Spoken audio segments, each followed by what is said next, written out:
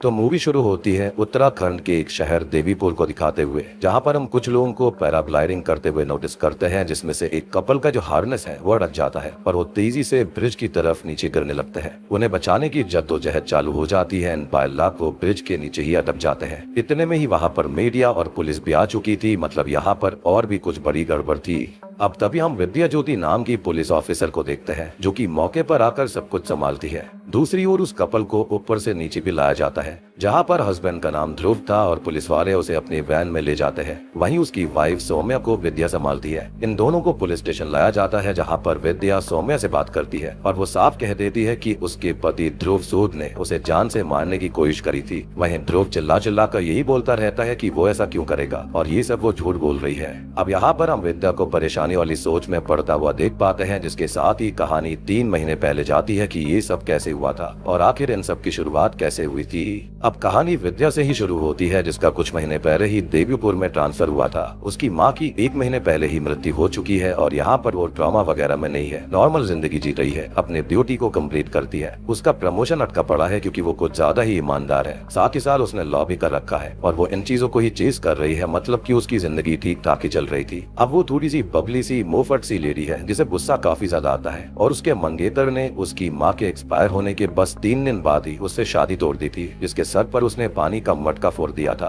तो उसे अपने गुस्से को शांत करने के लिए थेरेपी लेनी पड़ रही है, जहाँ से उसे सजेस्ट किया गया है कि गुस्सा आने पर वो जर्नल लिखना शुरू कर दे। लेकिन बात यह है कि वो जर्नल को लिखने में बिल्कुल इंटरेस्टेड नहीं है, तो वो अपने मोबाइल में ही वॉइस नोट्स को सेव करती रहती है। अब हम उसके बारे में थोड़ा सा और जान लेते हैं। तो उसके पिता एक जज थे, जिनके हिसाब से कानून की किताब से बड़ा और रूल से बड़ा कोई नहीं होता, यानी कि वर्ड ऑफ लॉ को फॉलो करना होता है। वहीं दूसरी तरफ उसकी माँ एक लॉयर थी, जिनके हिसाब से अगर फरियादी को इंसाफ ही नहीं मिल पाता तो कानून की किताबों का और लॉ का क्या ही फायदा है। मीन्स वो स्पिरिट ऑफ लॉ को फॉलो करती थी और यहाँ पर विद्या ने अपने पिता वाला रास्ता चुना था, यानी कि वर्ड ऑफ लॉ का। और उसने लॉ की डिग्री भी ले रखी है, यानी कि वो एक तरह से लॉयर भी है। और वो लॉ को इतना फॉलो करती है कि अपने सगे भाई को सुधारने के लिए उसने उसे 6 महीने की जेल तक करवा दी थी, जबकि वो उसको इजीली बचा सकती थी। लेकिन उसका ये मानना था कि ऐसे अपराधी या फिर कोई भी हो, वो ऐसे बच निकलता है, उसको कोई भी सीख नहीं मिलती। खैर, वो अपने बारे में इंट्रोडक्शन देती जा रही थी, जिसके अंदर वो एक बात कहती है कि जो इस कहानी का एक अहम हिस्सा है कि वो हमेशा फंसती रहती है, लेकिन फनी सिचुएशंस में। और अब लॉ की रूल बुक को फॉलो करते करते वो ऐसी जगह पहुंचने वाली है जहां पर वो फिर से फंस जाएगी। लेकिन ये फनी तो बिल्कुल नहीं होगा।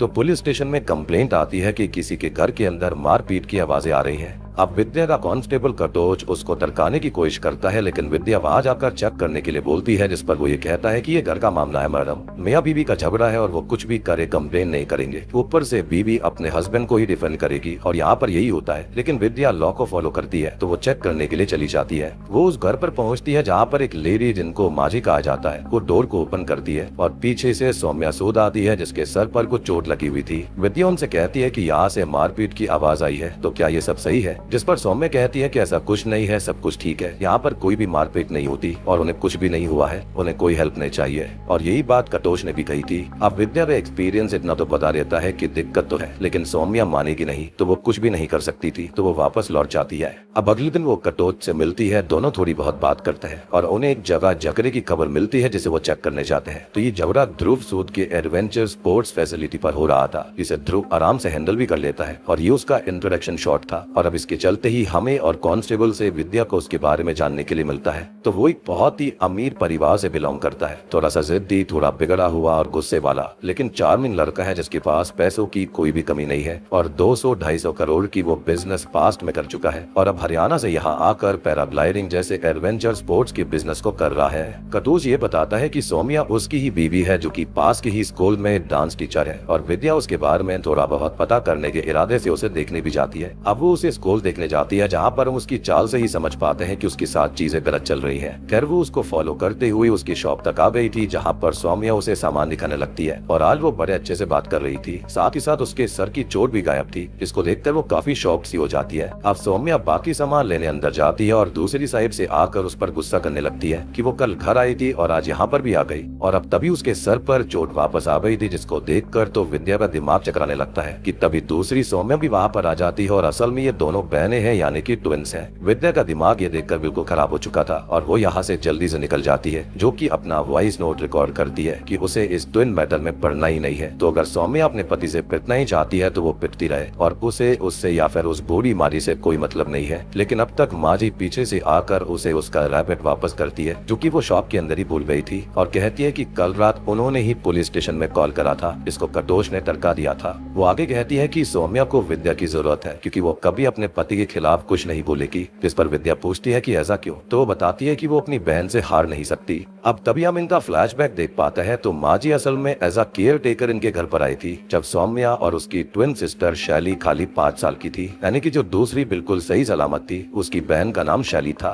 अब उनके 8 साल के होने पर उनकी मदर किसी वजह से एक्सपायर हो जाती है, जिन्होंने उन्हें बहुत ही प्यार से पाला था, और तब से चीजें बदल सी गई। यहाँ पर सौम्या थोड़ी सीधी सी, मासूम सी, कमजोर सी बच्ची है, वहीं शैली जो है वो काफी स्ट्रॉन्ग, कॉन्फिडेंट और तेज है, और इनके बीच में जो जेलसी की भावना है वो स्टार्टिंग से ही थी। अब यहाँ होता यह है कि सौम्या को थोड़ा सा हेल्थ इशू भी है, जहाँ पर रोने से उसकी सांस अटकने लगती है, तो उसको इनहेलर की जरूरत थी। उनकी मदर के जाने के बाद शैली ये कहती है कि उसे उनकी वॉच चाहिए, बाकी जो सौम्या चाहे वो ले ले, लेकिन सौम्या को भी वॉच ही चाहिए थी और उस पर तरस खाकर उसे वो वॉच दे दी जाती है।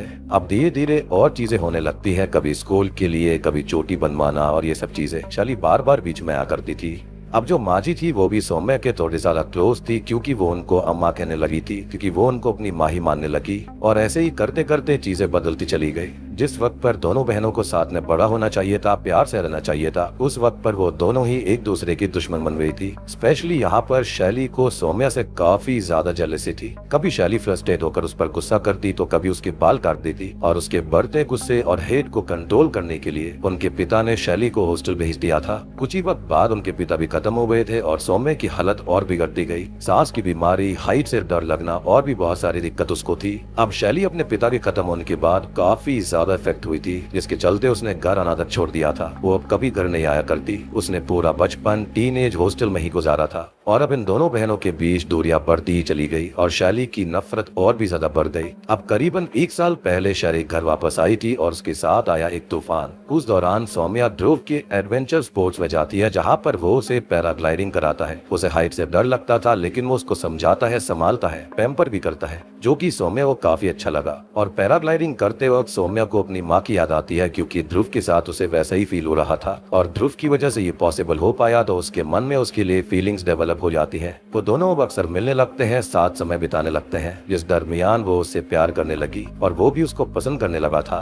खैर अब एक दिन सौम्या माँ जी से मिलवाने के लिए ध्रुव को घर लाती है, और आज ही के दिन शैली वापस आने वाली थी, जो कि पूरी तरह से अलग होती है, काफी वायर्ड है, एडवेंचरस है, मॉडर्न भी है और कॉन्फिडेंट भी। वो ध्रुव से बात करती है, उसके साथ थोड़ा सा फ्लर्ट भी करती है, और वो भी ऐसा ही करता है। उनकी वाइब काफी मैच हो रही थी, और ध्रुव भी यहाँ पर ये नोटिस कर लेता है कि जो शैली है वो बिल्कुल सौम्या जैसे दिखती है, लेकिन उससे काफी ज्यादा डिफरेंट है। खैर अब शैली को पता चल जाता है कि सौम्या उसे चाहती है और इस बार उसे सौम्या से जीतना था, तो वो ध्रुव के साथ ज्यादा समय बिताने लगती है, उसे टीज करती है, सीड्यूस तक करने की कोशिश करती है, और फाइनली वो दोनों रिलेशनशिप में आ जाते हैं और सौम्या साइड में हो जाती है। उसे काफी बुरा लगता है। खैर अब एक दिन होता यह है कि ध्रुव एक मिनिस्टर के लिए पार्टी रखता है, जहां पर उसे उसके बिजनेस के लिए गवर्नमेंट से 500 करोड़ की फंडिंग मिलने वाली थी, और वो मिनिस्टर पूरी तरह रेडी भी था। लेकिन यहाँ पर शैली ड्रिंक करके ड्रामा कर देती है, मिनिस्टर से भी बदतमीजी कर देती है, तो वो वहाँ से चले जाते हैं। अब ध्रुव इन सबसे काफी परेशान था, और माँ जी तभी उसे शरबत देते टाइम हिंट देती है कि कहीं वो गलत तो नहीं कर रहा है, और उसे ये बात हिट कर जाती है। वो समझ जाता है कि शैली उसके लिए नहीं बनी है, उसके बिजनेस के लिए वो काफी ज्यादा गलत रहेगी।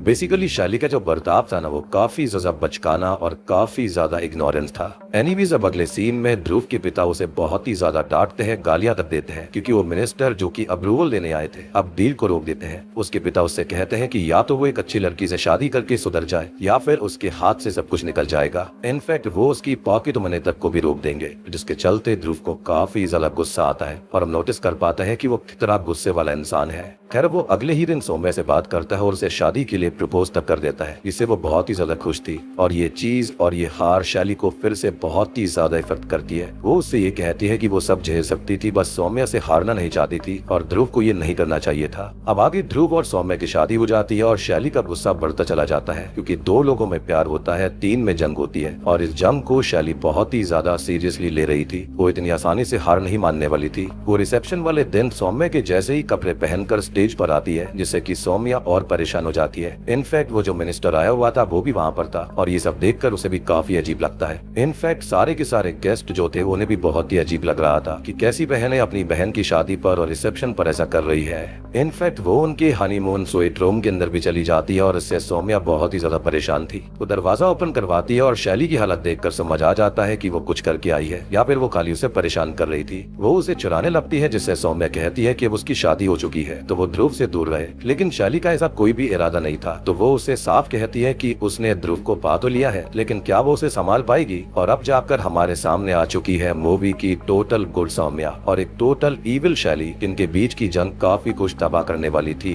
खैर अब कुछ ही महीनों के बाद में ध्रुव का जो बिजनेस होता है वो थोड़ा सा डाउन हो चुका था। उसका फ्रस्ट्रेशन गुस्से को बढ़ा देता है और गुस्सा घर के अंदर वायलेंस ला देता है और अब अक्सर ही सौम्या के साथ डोमेस्टिक वायलेंस होने लगा था। लेकिन वो अपनी शादी बचाने के लिए और शैली से जीतने के लिए कुछ भी कर सकती थी। अब विद्या माजी से कहती है कि ऐसे पुलिस भी कुछ नहीं कर सकती, बस एक ही तरीका है कि कोई एविडेंस लाकर दे दीजिए और माजी उसकी जिम्मेदारी ले लेती है। अब तभी हम घर पर सबको देखते हैं जहाँ पर शैली भी रहने आई हुई थी क्योंकि उसके घर में रेनोवेशन का काम चल रहा था और इससे सौम्या को काफी दिक्कत होती है। वो इसी चक्कर में गलती से मिर्ची ज्यादा कर देती है और आज भी मिनिस्टर डिनर पर आया हुआ था जो कि मिर्ची नहीं झेल पाता। अब ध्रुव जो होता है वो सौम्या के ऊपर गुस्सा करता है, उसे पीटता है कि उसकी वजह से उसका ये नया 1500 करोड़ वाला प्रोजेक्ट खराब नहीं होना चाहिए और माजी इस चीज को रिकॉर्ड कर लेती है।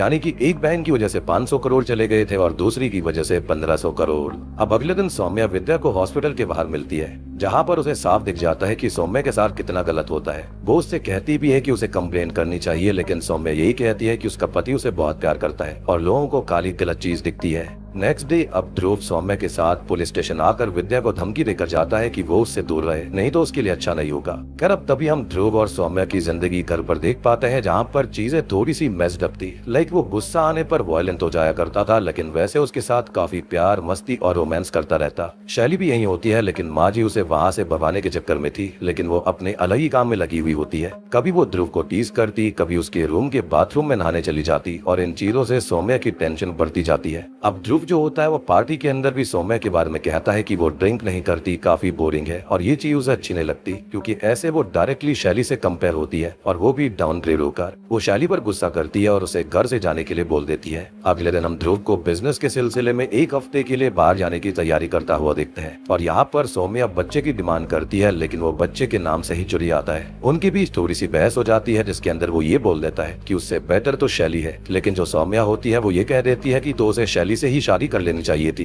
लेकिन उसको तो हमेशा से एक अच्छी घरेलू वाइफ चाहिए थी ना। और यहाँ पर वो उसकी बिजनेस के लॉस के बारे में बोल देती है और ये भी कह देती है कि वो अपने बाप के पैसों पर पलता है, जिसके चलते उसका गुस्सा बहुत ही ज्यादा बढ़ गया था। तभी वो उसे बहुत ही ज्यादा पीटने लगता है, उसका सर टेबल से मारता है, उसे लाते मारता है, घूसे मारता है, पैर तब को ट्विस्ट कर देता है और फाइनली वो उसे स्टेयर से नीचे फेंक कर घर से बाहर चला जाता है। वो बेचारी खुद को संभालती है, रोती है, अपनी माँ को याद करती है और अगले सीन में विद्या उसे मार्केट में ऐसी हालत में भी देख लेती है। वो डिसाइड करती है कि उन्हें कुछ तो करना होगा, नहीं तो सौम्या मारी जाएगी और वो ध्रुव के पुराने attempt to murder, violence, abuses के केसेस को चेक करने के लिए हरियाणा पहुंच जाती है। यहाँ पर उसे ध्रुव के दोस्त मिलते हैं जो कि उसे धमकी देते हैं कि उसका बाप कौन है वो नहीं जानती, लेकिन वो उनसे जरा भी नहीं डरती और केस को ओपन कर लेती है। यहाँ पर अब ध्रुव घर आता है जिसे माजी ये कहती है कि वो मर सकती थी, तो अब वो ये सब रोक दे, नहीं तो वो उसके खिलाफ केस कर देंगी। इस पर वो ये कहता है कि वो भी साबित कर देगा कि वो बहुत सारी दवाइयाँ खाती है और पागल है, जिसे वो झेल रहा है और वो उस पर एहसान कर रहा है। और तो और वो माजी को साफ धमकी देता है कि अगर सौम्या मर भी गई तो इसका इल्जाम वो उसके ऊपर ही डाल देगा कि उसने मेडिसिन खाकर ऐसा किया होगा। अब अगले सीन में वो शैली के साथ विद्या के घर जाता है, उसे धमकी देता है, लेकिन वो उससे बिल्कुल नहीं डरती, तो वो उसे गुस्से में आकर उस पर हाथ उठाने लगता है, लेकिन वो भी पुलिस वाली है तो वो उससे बिल्कुल भी नहीं डरती। तभी वो गुस्से में वहाँ से निकल जाता है और कार में शैली से बात करता है कि उसने सौम्या को नहीं मारा था, वो बस गिर गई थी, जो कि साफ झूठ था और अब वो उसके साथ आगे और नहीं रह सकता। और ये सब विद्या भी ऊपर से देख रही होती है। अगले सीन में ध्रुव और सौम्या पुलिस स्टेशन आते हैं जहां पर ध्रुव का लॉयर उसके आखिरी केस को रफा दफा करने की बात कहता है और विद्या केस फाइल करने वाली थी, लेकिन सौम्या इस बात के लिए मना करके कहती है कि वो बच्चा बनने वाले हैं और ये उसने इसलिए कहा था क्योंकि ध्रुव वैसे तो बात नहीं मानता, शायद ऐसे मान जाएगा। इसके बाद वो घर पर उससे बात करती है और कहती है कि वो सब कुछ ठीक करना चाहती है, रीस्टार्ट करना चाहती है, तो जैसे उसने पहली बार पैराग्लाइडिंग करते हुए उसे प्रपोज किया था वो फिर से उसे प्रपोज करे, जिस पर वो एग्री करता है। अगले दिन होली थी जिसकी सेलिब्रेशन में वो शैली के और करीब आने लगा था, जिसे सौम्या पैराग्लाइडिंग के लिए ले जाती है और यहाँ पर ही वही एक्सीडेंट हुआ था तो स्टार्टिंग में देखा गया था। सभी पुलिस वाले, मीडिया, आसपास के लोग वहाँ पर आ जाते हैं और सबको साफ दिखाई दे रहा था कि असल में ध्रुव सौम्या को गिराने के चक्कर में था और वो उसे मारना चाहता है। सारे के सारे लोगों ने ये वीडियो में रिकॉर्ड किया था और मूवी अब स्टार्टिंग सीन पर वापस आ जाती है, जहाँ पर वो चिल्ला चिल्ला कर सौम्या से कहता है कि ये सब है क्या, वो क्या कर रही है, जिस पर विद्या उसे जाकर सीधा थप्पड़ मार देती है। उन लोगों को पुलिस स्टेशन लाया जाता है, जहाँ पर ध्रुव ये कहता है कि उसने कुछ भी नहीं किया और शैली सब कुछ जानती है। लेकिन यहाँ पर सौम्या फाइनली बोल देती है कि उसका पति ध्रुव सोत उसे मारने की कोशिश कर रहा था और अब तो केस साफ था। ध्रुव के खिलाफ केस फाइल रेडी हो जाती है और सौम्या का केस खुद विद्या ही लड़ने वाली थी। तो यहाँ पर कोई भी रिश्वत या फिर सारी चीजें नहीं चलने वाली थी। खैर, अब जो ध्रुव के पिता होते हैं वो सीधा पुलिस स्टेशन आ जाते हैं, लेकिन ये केस काफी बड़ा हो गया था। इसकी पब्लिक जो थी वो लाइव विटनेस थी। यहाँ पर डिजिटल रिकॉर्ड से सभी लोगों ने वीडियोस रिकॉर्ड करी थी और कोर्ट तो जाना ही पड़ता। साथ ही साथ वहाँ पर जज एक लेडी होती है, जिसको सुनकर तो उसके पिता और भी ज्यादा चढ़े जाते हैं। ऑब्वियस ही बात है, वहाँ पर घूस वगैरह नहीं खिलाई जा सकती थी। अब सेम नाइट कोई और कार विद्या को चेज करती है, उसे परेशान करती है, लेकिन वो बिना डरे अपनी गन निकाल कर उस कार की आगे खड़ी हो जाती है, जिससे कि वो कार वापस चली जाती है। अब माइट भी ये ध्रुव हो सकता है, उसके दोस्त हो सकते हैं, या फिर खुद ध्रुव का पिता भी हो सकता है, या फिर कोई और बंदा भी हो सकता था। फाइनली अब कोर्ट ट्रायल शुरू हो जाता है। इसके अंदर दोनों पक्ष अपनी अपनी दलीलें रखते हैं और सौम्या ये बताती है कि ध्रुव ने बीच हवा में हार्नेस को खोलकर उसे नीचे फेंकने की कोशिश करी थी। अब विद्या सौम्या की मेडिकल रिपोर्ट्स को भी दिखाती है, जिसके अंदर उसके साथ उसके पति ने काफी ज्यादा अब्यूज कर रखा था। और यहाँ पर बाकी के लोग लाइक माँ जी, उनके चाचा जी बताते हैं कि हाँ, वो उसके साथ मारपीट किया करता था। अब ध्रुव और उसका लॉयर भी अपनी बात रखते हैं कि सौम्या को एक्यूट डिप्रेशन है, जिसके अंदर वो अलग अलग तरह की दवाइयां लेती है, उसे हेलुसिनेशंस होते हैं, वो गिरती पड़ती रहती है, पागल सी हो जाती है और उस दिन भी वो स्टेयर से खुद ही गिर गई थी। साथ ही साथ ध्रुव ने उसे मारने की कोशिश कभी नहीं करी। अब यहाँ पर शैली को बुलाया जाता है, जहाँ पर वो ये बताती है कि उसे कुछ भी नहीं पता और उसका ध्रुव के साथ पहले अफेयर हुआ करता था, लेकिन शादी के बाद ऐसा कुछ भी नहीं था। लेकिन विद्या ये बात साबित कर देती है कि सौम्या बच्चे की बात करती थी, जिससे कि ध्रुव और शैली का अफेयर फिर से शुरू हो गया था और उस दिन सौम्या ने बच्चे की ही बात करी थी, इसलिए उसने उसे मारने की कोशिश करी थी। अब यहाँ उस दिन की और भी गवाह आते हैं, जो कि बताते हैं कि ध्रुव सौम्या को पुश कर रहा था। वो खुद को बचाने उसका हाथ पकड़ रही थी, लेकिन वो उसका हाथ झटक रहा था। ध्रुव ये कहता है कि सौम्या ने खुद हार्नेस खोली थी, लेकिन विद्या तो ये कहती है कि वो हाइट से डरती थी और उसे पैराग्लाइडिंग तक नहीं आती और ऐसा ध्रुव ने खुद ही बताया था, तो वो हार्नेस कैसे खोल सकती है। और दूसरी बात की ध्रुव के ऊपर पहले से ही केसेस चल रहे हैं हरियाणा के अंदर, वो पहले भी लोगों की जान लेने की कोशिश कर चुका है और ये सारी चीजें क्लब के सीसीटीवी फुटेज के अंदर हरियाणा में रिकॉर्ड हुई थी।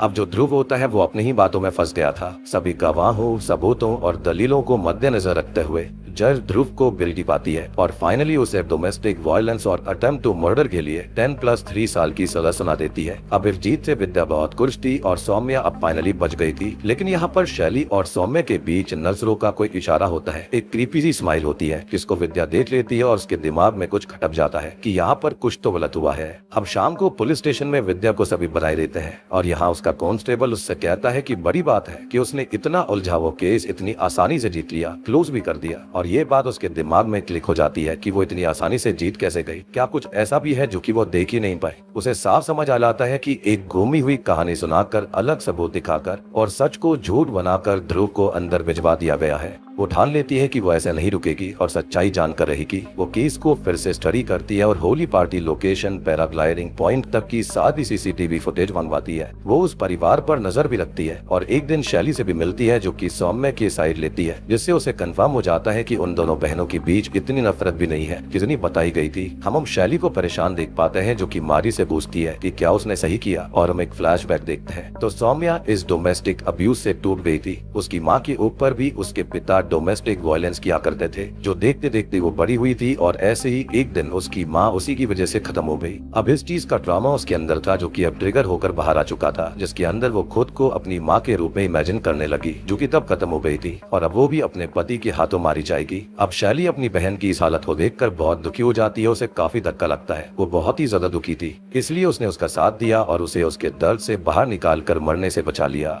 अब तभी विद्या उनके घर पे आकर उन्हें धमकी देकर जाती है कि वो उन तीनों को सजा करा कर रहेगी, जिस पर शैली कहती है कि सौम्या आज नहीं तो कल मारी ही जाती और वो ये सब जानती है, उसके साथ अब्यूज हुआ था। और वो अगर मिलकर अभी ये सब नहीं करते तो कल को ध्रुव उसे मारे डालता और उसे पावर साबित कर देता, जिसके चलते ये साबित हो जाता कि हाँ उसने खुद को ही खत्म किया। अब विद्या ध्रुव से मिलने जाती है, जहाँ पर वो ये बताता है कि उस दिन वो लोग दुकान पर रुके थे, यानी कि पैराग्लाइडिंग पॉइंट पर जाने से पहले वो एक जगह पर गए थे जहाँ से सौम्या को अपना इनहेलर लेना था। और अब जाकर विद्या को सारी बात समझ में आ जाती है, क्योंकि उसे भी ये पता चल जाता है कि उस दिन वो लोग साथ में वॉशरूम भी गई थी। तो असली सच्चाई ये होती है कि उस दिन दुकान पर उन दोनों ने एक दूसरे के कपड़े पहन लिए थे, जिससे कि सौम्या की जगह शैली ध्रुव के साथ गई थी और उसे हाइट से डर नहीं लगता था, पैराग्लाइडिंग भी आती थी, तो उसने ही वो हार्नेस जानबूझकर खोली थी, क्योंकि सौम्या ये कभी कर नहीं सकती थी। बाद में वो पुलिस के वॉशरूम में अपने कपड़े चेंज कर लेती है ताकि मेडिकल रिपोर्ट्स और डीएनए टेस्ट में नाम सौम्या का ही आए। खैर अब विद्या केस को रीओपन करवा लेती है और हियरिंग वाले दिन को शैली आकर ये कहती है कि वो गिल्टी है। वो अपनी माँ के खून के लिए गिल्टी खुद को बोलती है। वो बताती है कि उसके पिता भी उसकी माँ को ऐसे ही अब्यूज किया करते थे जैसे कि ध्रुव करता था, काफी ज्यादा मारा पीटा करते थे, उनका हाथ भी जलाया करते, और एक दिन उसके पिता ने उसकी माँ को जान से मार दिया था। और इसी के चलते बेचारी सौम्या को इनहेलर लेना पड़ता था, क्योंकि वो बचपन से ही बहुत ज्यादा ट्रॉमा देखती आ रही थी। अब उस दिन घर के अंदर माजी समेत सभी को सब कुछ मालूम था और तब वो सर बताकर अपने पिता को सजा करा सकती थी, लेकिन उसके अंकल यानी कि चाचा जी और शैली ने उसे रोक दिया था। और इसी चीज का गिल्ट उन दोनों बहनों को आज भी है और शैली को तो बहुत ज्यादा है। वो कहती भी है कि उसकी माँ के खून में उसके चाचा और उन दोनों बहनों का ही हाथ है। अब ये बात सुनकर विद्या को एहसास होता है कि उन्होंने भले ही गलत किया, लेकिन इंसाफ मिलना भी जरूरी है। तो आज वो पहली बार अपने पिता के वर्ड ऑफ लॉ को छोड़कर अपनी माँ की स्पिरिट ऑफ लॉ को चूज करती है, यानी कि उसको पता था कि हाँ यहाँ पर जो ध्रुव है वो कल्प्रिट तो है। हो सकता है कि इस केस में उसकी कोई गलती नहीं थी, लेकिन इतने सालों से वो गलती करते आ रहा था। इनफैक्ट उसने उसके ऊपर भी हाथ उठाया था। एनीवेज अब वो फाइनली केस को वापस ले लेती है और इस तरह से इंसान भले ही गलत तरीके से जेल के अंदर गया, लेकिन फाइनली इंसाफ सौम्या को मिल गया था। एनीवेज अब मूवी के एंडिंग सीन्स में हम ये देखते हैं कि सौम्या और उसकी बहन के बीच का रिश्ता अब सुधर चुका था। दोनों ही माजी के साथ काफी खुशी खुशी रह रही थी। मूवी के एंडिंग सीन में हम एक और घर को देख पाते हैं जहाँ पर विद्या थी, जहाँ पर डोमेस्टिक वायलेंस होता था और यहाँ पर घर वाले बात दबाने की कोशिश करते हैं, लेकिन वो सीधा ही केस को रजिस्टर कर देती है। एनीवेज अब एंड स्क्रीन पर एक नोट पढ़ते हैं जिसके अंदर हमें बताया जाता है कि दुनिया भर में 3 औरतों में से एक जो होती है, जो कि 15 से 49 साल की लेडीज होती है या फिर लड़की होती है जो रिश्ते में है, उसके साथ फिजिकल या फिर इंटीमेट अब्यूज जरूर होता है और अक्सर ये सारे केसेस अनरिपोर्टेड ही रह जाते हैं। इसी के साथ में दो पत्ती मूवी यहीं पर खत्म हो जाती है और यहाँ पर इस फिल्म का नाम दो पत्ती इसलिए रखा गया है क्योंकि जो सौम्या थी वो असल में दो पत्ती जैसी ही थी। उसको बचपन में शैली दो पत्ती ही बुलाया करती और यहाँ पर ध्रुव को हुकुम के इक्के जैसा दिखाया गया है, लेकिन शैली का कहना था कि कभी कभी हुकुम के इक्के को उसकी जैसी दो पत्ती भी हरा सकती है, जो कि एंड में हुआ भी था। तो दोस्तों ये थी दो पत्ती फिल्म की कहानी। उम्मीद करता हूँ कि आपको समझ में आ गई होगी। मूवी काफी स्ट्रेट फॉरवर्ड है, लेकिन जो लास्ट का ट्विस्ट होता है वो काफी इंटरेस्टिंग था, वही मुझे काफी अच्छा लगा। बाकी आप लोग बताना कि आपको ये फिल्म कैसी लगी। इस मूवी को प्रोड्यूस किया है कनिका दल्लौन और कृति सैनन ने, क्योंकि उनकी पहली मूवी है एज अ प्रोड्यूसर। और अगर आप इस मूवी को देखना चाहते हैं तो आप नेटफ्लिक्स के ऊपर जाकर देख सकते हैं। वन टाइम वॉचेबल ये इजीली है।